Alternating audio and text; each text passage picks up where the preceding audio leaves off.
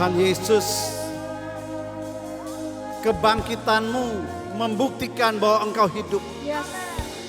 Dan karena Engkau hidup Tuhan, maka kebangkitan-Mu, kuasanya tetap bekerja sampai dengan hari ini. Amin. Sekalipun seringkali kami tidak dapat melihat, tetapi kami percaya kuasa kebangkitan Kristus tetap bekerja sampai dengan hari ini dan akan terus bekerja dalam kehidupan orang-orang percaya. Terima kasih Tuhan Yesus, terima kasih. Bapa, di hari kebangkitan ini, mari berbicara kepada kami Tuhan. Sementara firman-Mu diberitakan, biarlah terjadi kebangkitan. Dari setiap kehidupan kami, ada sesuatu yang bangkit. Yang mungkin sudah putus pengharapan. Mereka yang mungkin sedang berduka cita, sedang mengalami keadaan yang tidak baik. Mereka kehilangan pengharapan. Bapa, hamba-Mu berdoa sementara firman-Mu tentang kebangkitan Kristus disampaikan. Roh Kudus, Engkau kiranya bekerja dan mulai membangkitkan. Amin. Membangkitkan kembali pengharapan yang sudah pudar. Yes. Membangkitkan kembali mimpi-mimpi ilahi. Amin. Visi-visi ilahi yang belum terjadi. Amin. Membangkitkan kembali Tuhan mereka. Terima kasih Tuhan Yesus. Berbicaralah dan pakai bibir mulut hamba-Mu. Di dalam nama Tuhan Yesus. Haleluya. Amin. Amin. Amin. Shalom saudara yang kasih Tuhan. Pertama-tama saya mau mengucapkan selamat Paskah dan selamat merayakan hari kebangkitan, hari kemenangan Tuhan Yesus Kristus. Haleluya. Satu hal yang saya mau beritahu saudara. Yesus bangkit untuk saudara dan untuk saya. Jadi karena Yesus bangkit, maka kuasa kebangkitannya juga tersedia buat saudara dan buat saya. Katakan amin. Amin. Terima kasih singers dan semua tim musik. Baik Bapak Ibu Saudara sekalian, mari kita renungkan. Ada satu hal yang sangat penting dan kalau kita lihat kenapa hari-hari ini menjadi berbeda, hari Paskah berbeda dengan tahun-tahun yang lalu, hari kebangkitan juga berbeda. Nah saudara, saya mau ingatkan begini. Beberapa minggu atau beberapa hari sebelum hari Jumat Agung, tiba-tiba Tuhan bicara sama saya begini. Nanti pada waktu malam Jumat Agung, kamu itu ambil waktu berjaga-jaga bersama-sama dengan aku. Wah, saya tidak terlalu mengerti kenapa. Lalu kemudian saya bersama-sama dengan para full timer kita naik ke menara jam 2:30 pagi sampai jam 4 pagi. Tuhan cuma ingatkan begini, pada waktu terjadi Paskah yang pertama, waktu bangsa Israel akan dikeluarkan dari Mesir. Nah saudara, malam itu setelah anak domba Paskah itu disembelih, lalu mereka mengolesi ambang pintu rumah dengan darah anak domba itu. Alkitab berkata malam itu menjadi malam berjaga-jaga bagi Tuhan. Kenapa? Sebab Tuhan menjagai setiap rumah orang-orang Israel pada waktu itu supaya roh maut tidak mendatangi mereka. Nah, Yesus adalah anak domba Allah, anak domba Paskah yang sesungguhnya. Saudara, waktu sebelum Yesus ditangkap, Yesus mengajak 3 muridnya ke Taman Getsemani lalu dia pesan begini. Kamu tetap tinggal di sini, berjaga-jagalah, berdoalah. Lalu Yesus pergi agak jauh dari mereka dan berdoa di sana. Waktu Yesus kembali mendapati murid-muridnya, ternyata mereka sedang tertidur. Lalu Yesus bilang apa? Tidak sanggupkah kamu berjaga-jaga bersama-sama dengan aku 1 jam saja? Lalu Yesus pergi dan berdoa lagi. Dan waktu Yesus kembali didapatinya murid-muridnya juga sedang tertidur. Lalu Yesus berkata, roh memang penurut tapi daging itu lemah. Saya tidak tahu kenapa Tuhan suruh demikian. Tetapi ketika saya mentaati tiba-tiba Tuhan ingatkan saya begini. Pada waktu Paskah yang pertama bangsa itu keluar dari Mesir. Saudara, ada sukacita luar biasa. Tetapi di hari di tengah-tengah mereka berjalan. Saudara, iman mereka tergoncangkan ketika mereka melihat pasukan Mesir ada di belakang mereka. Nah Yesus sebelum dia ditangkap, pada waktu perjamuan terakhir. Yesus tuh bilang begini sama murid-muridnya. Nanti ya, malam ini juga imanmu akan tergoncang. Dan saudara, murid-murid tidak mengerti. Tetapi benar adanya. Malam itu juga sampai sepanjang hari esoknya, yaitu di hari Jumat Agung. Saudara, murid-muridnya tergoncang dan banyak pergi meninggalkan dia. Saya nangkap Tuhan suruh berdoa supaya tidak ada seorang pun yang imannya tergoncang. Nah saudara yang kasih Tuhan, karena kalau tanpa iman kita tidak bisa melihat tangan Tuhan bekerja dalam hidup kita. Nah saudara yang kasih Tuhan, dan benar saja bahwa setelah Paskah bahkan menjelang Paskah itu terjadi. Ada begitu banyak kegoncangan terjadi di kalangan anak-anak Tuhan. Saya tidak usah sebutkan kegoncangan apa. Tapi begitu banyak berita, begitu banyak hal yang masuk dalam media yang akhirnya membuat orang goncang. Percaya nggak sih? Percaya nggak sih bahwa mujizat itu masih ada? Percaya nggak sih? Dan itu terjadi perdebatan yang luar biasa di antara murid-murid Tuhan sendiri. Saya tahu banyak yang goncang. Tapi saya mengerti karena Tuhan panggil kita berdoa dan kita responi. Maka saya yakin di antara setiap saudara, kami sudah doakan. Imanmu tidak goncang hanya dengan berbagai macam pengajaran ini, pengajaran itu. Kalau imanmu tidak goncang, kuasa kebangkitan engkau akan alami hari ini. Nah saudara, mari saya mau ajak kita membaca dengan cepat Matius pasal yang ke-28. Dikatakan begini, ayat yang pertama, setelah hari Sabat lewat, menjelang menyingsingnya fajar, pada hari pertama minggu itu, pergilah Maria Magdalena dan Maria yang lain menengok kubur itu. Maka terjadilah gempa bumi yang hebat sebab seorang malaikat Tuhan turun dari langit dan datang ke batu itu dan menggulingkannya lalu duduk di atasnya. Nah saudara yang kasih Tuhan, malaikat itu datang menggulingkan batu penutup kuburan itu kemudian duduk di atasnya. Saudara, Anda perlu tahu satu hal, malaikat itu duduk di atas batu itu bukan karena dia sudah kecapean, datang jauh-jauh dari sorga. Saudara, dia gulingkan batu itu untuk mengingatkan kepada kita sebagai sebuah pesan. Bahwa apapun yang menghalangi engkau untuk mengalami mujizat kebangkitan Kristus. Apapun yang menghalangi engkau sehingga engkau tidak bisa melihat dengan mata rohanimu hari ini. Bahwa Yesus yang mati sudah bangkit dan bahwa kuasa kebangkitannya itu ada. Apapun yang menghalangi, Tuhanmu ada bertakhta di atas segala penghalang itu. Nah saudara, ingat di hari kematiannya, tepat ketika Yesus berkata, sudah selesai. Nah saudara, tirai di bait Allah itu terbuka. Nah, tetapi tepat di hari kebangkitannya, batu penutup kubur itu terbuka. Saudara, batu itu terbuka bukan supaya Yesus bisa keluar dari dalam kubur itu, tidak. Ingat di dalam Yohanes 20 dikatakan, waktu murid-murid itu sedang berkumpul di dalam sebuah ruangan, pintu-pintu terkunci. Tiba-tiba Yesus ada di tengah-tengah mereka. Pertanyaannya, lewat mana? Saudara, waktu Yesus bangkit, dia bangkit dengan tubuh kemuliaan. Dan dalam tubuh kemuliaan, dia bisa menembusi tembok.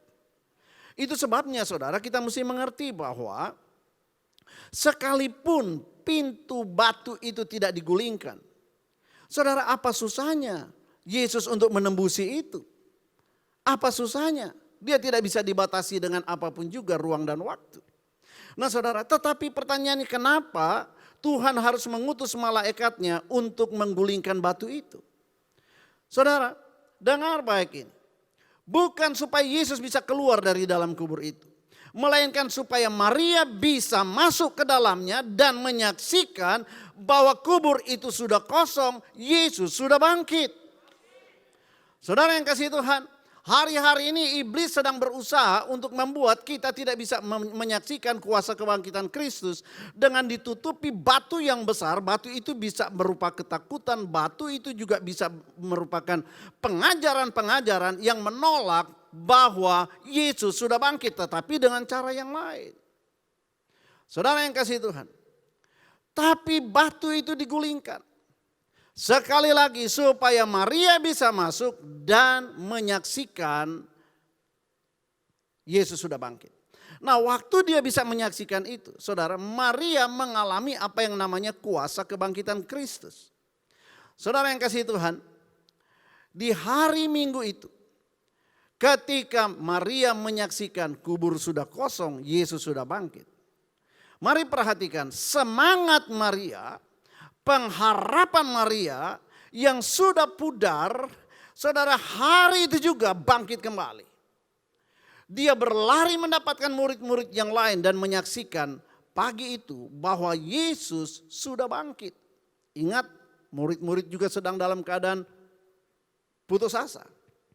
Nah, saudara, kuasa kebangkitan Kristus itu membawa kemenangan dan kelepasan bagi Maria dari belenggu kesedihan, keputusasaan, ketidakmengertian.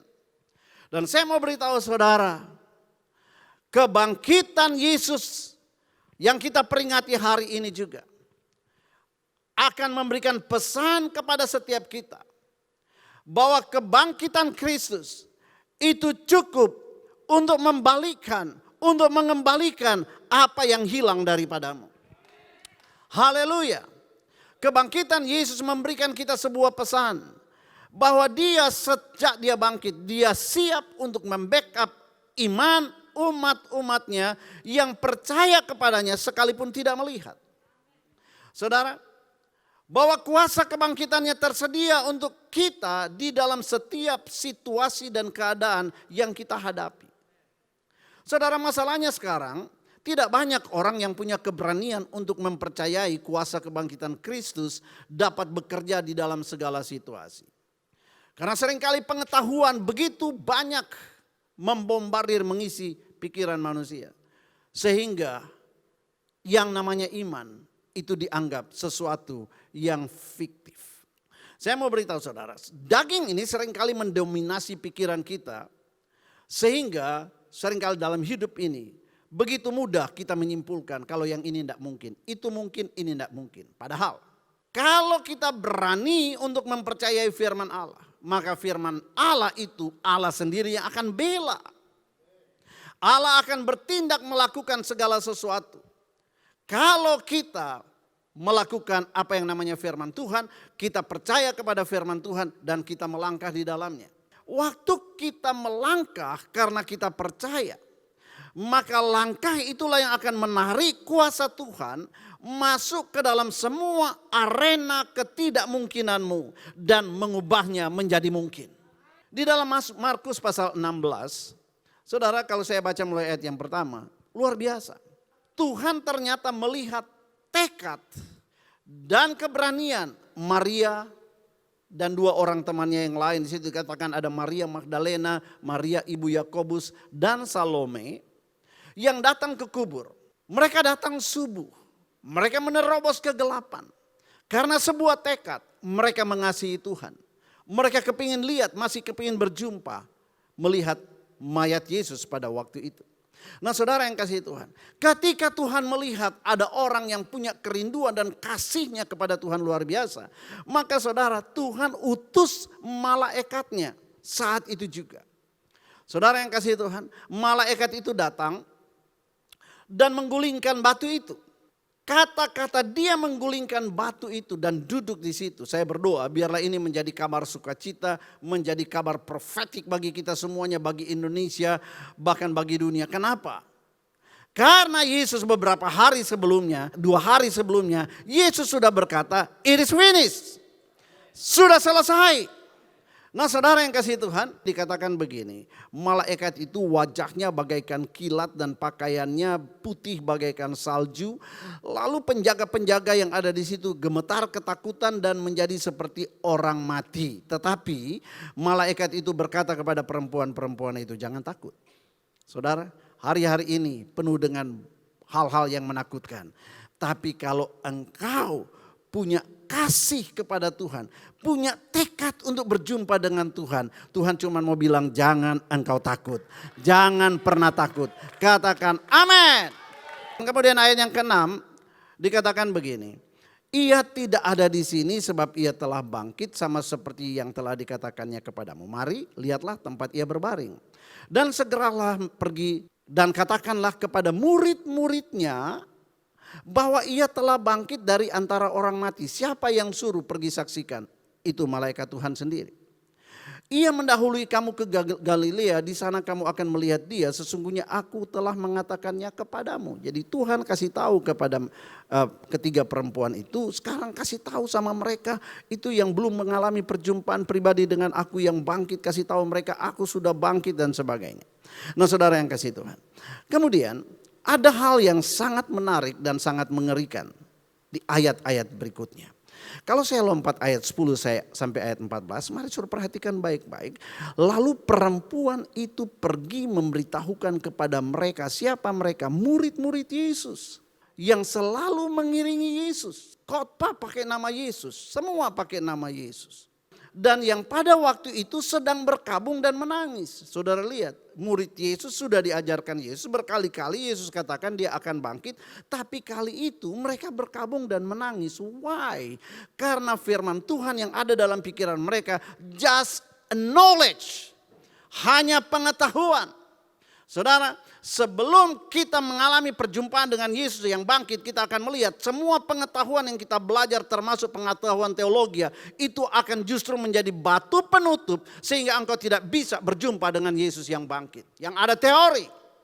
Kemudian ayat yang ke-11 berkata begini, tetapi ketika mereka mendengar bahwa Yesus hidup dan telah dilihat olehnya, mereka tidak percaya. Lihat itu. Penuh dengan pelajaran yang mereka belajar dari firman Tuhan. Tapi belum mengalami perjumpaan pribadi dengan Yesus. They say, I don't believe. Nggak percaya. Nah ayat 12, sesudah itu ia menampakkan diri dalam rupa yang lain kepada dua orang dari mereka. Siapa dua orang ini? Di kitab Lukas dikatakan dua orang pemuda, dua orang dari murid-murid Yesus yang dalam perjalanan ke Emmaus. Waktu itu juga mereka berduka cita karena mereka tahu Yesus itu mati. Nah saudara, lalu dikatakan ketika keduanya dalam perjalanan keluar kota. Ayat 13. Lalu kembalilah mereka memberitahukan itu kepada teman-teman yang lain. Jadi selain Maria dan kawan-kawan, ada dua orang dari murid-murid itu juga menceritakan perjumpaan mereka secara pribadi dengan Yesus yang sudah bangkit. Ini saya perlu penekanan. Ada banyak orang tahu Yesus bangkit tapi belum pernah mengalami perjumpaan dengan dia. Orang-orang seperti ini full of knowledge, penuh dengan pengetahuan, pengajaran diajar oleh Tuhan Yesus. Tapi mereka sulit menerima fakta ketika seseorang menyaksikan tentang kuasa kebangkitan itu. Mereka akan tolak dengan berbagai dalih. Lihat ayat 13 dikatakan waktu mereka kembali memberitahukan kepada teman-teman yang lain. Mereka pun tidak percaya. Dikatakan tetapi kepada mereka pun teman-teman itu enggak percaya. Murid-murid itu juga enggak percaya. Wow, hari-hari ini ya kalau saya perhatikan. Lebih banyak orang Kristen yang tidak percaya daripada yang percaya. Ngomongnya percaya. Tapi yang mereka percaya adalah sesuatu yang literal mereka bisa baca, mereka bisa lihat.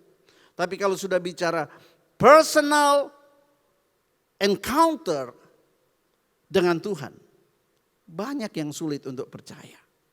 Nah saudara, dan timbullah perdebatan-perdebatan kusir yang tidak bisa selesai. Kenapa? Ketika yang satu orang berbicara tentang dia punya personal encounter dengan Tuhan. Bagaimana Roh Kudus memberikan pewahyuan dan sebagainya. Yang lain bilang enggak ada di textbook kayak begitu. Nah saudara. Tapi yang jelas Yesus bangkit.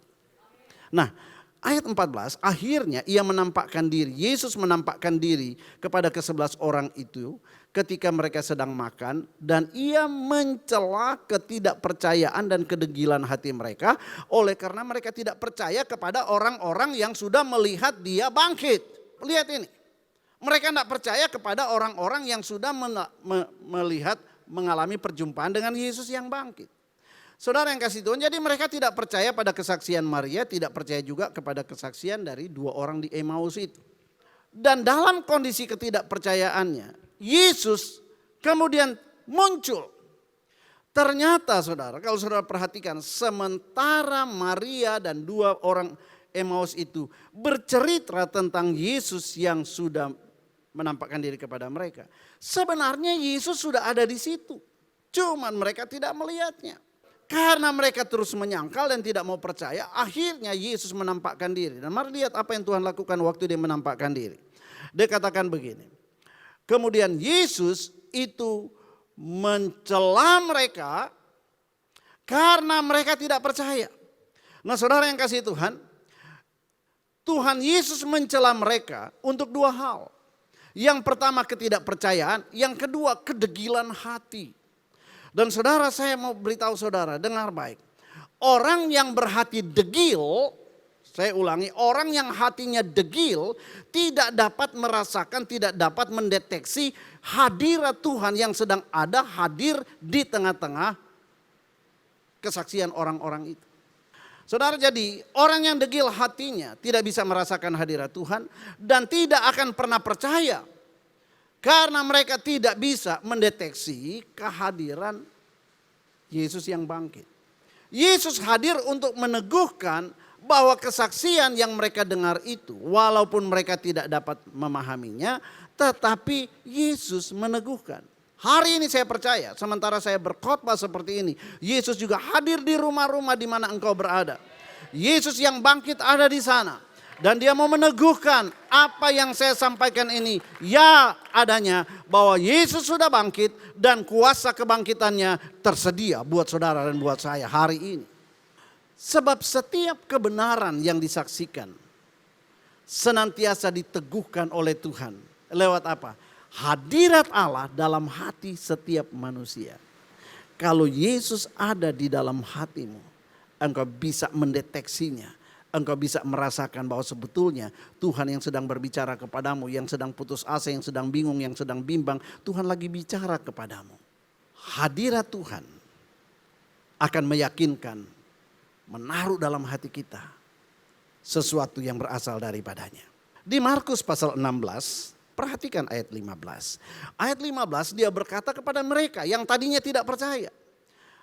Dikatakan, pergilah ke seluruh dunia, beritakanlah Injil kepada segala makhluk. Siapa yang percaya dan dibaptis akan diselamatkan, tetapi siapa yang tidak percaya akan dihukum. Lalu ayat 17, yang menyertai amanat agung itu, dikatakan tanda-tanda ini akan menyertai orang yang percaya. Orang yang apa? Percaya.